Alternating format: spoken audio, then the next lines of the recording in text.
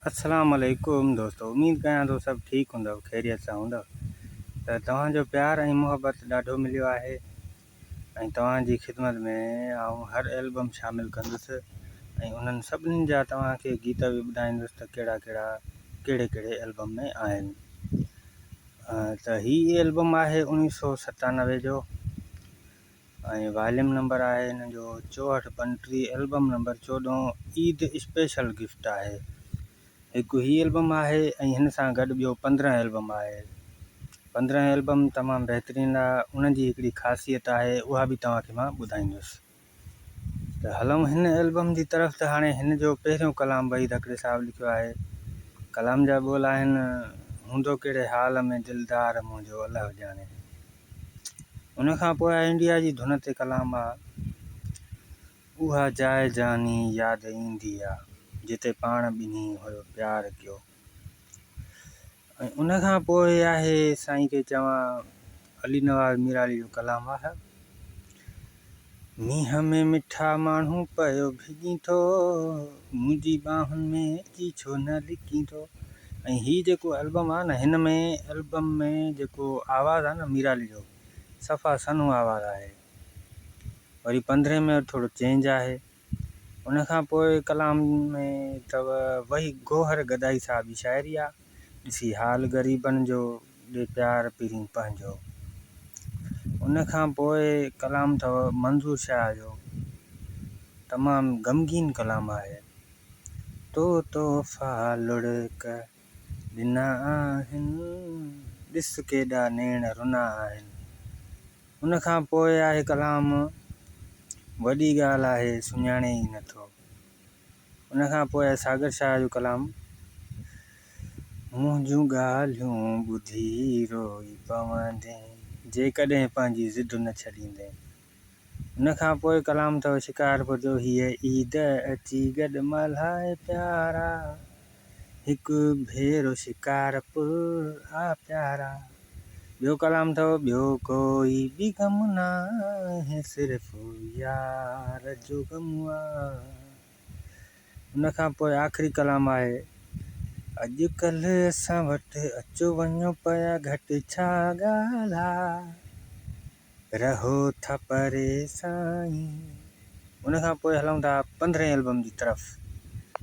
15 album तमामु बहितरीनु आहे। हीअ बि ईद गिफ्ट आहे। ईअं सम्झो त 1996 में रिलीज़ आहिनि हे ॿई एल्बम, एडवांस में 1997 आहे। ऐं हिन एल्बम जो असां वटि इश्तिहार बि आहे। 14 एल्बम जो इश्तिहार न हुयो। हिन में सरमन सिंधी, जलाल चांडियो, शमन अली मीराली, आबदा परवीन, 3 एल्बम 1997 में आयल आहिनि। हिते काफ़ी एल्बम आया हूंदा। हीअ एल्बम ख़ासि एल्बम आहे, तमामु बहितरीनु प्यार वारनि लाइ हिकु ख़ासि तोहफ़ो आहे। हिन में जेके बि कलाम आहिनि न, सभु ग़मगीन सुठा बहितरीनु कलाम आहिनि।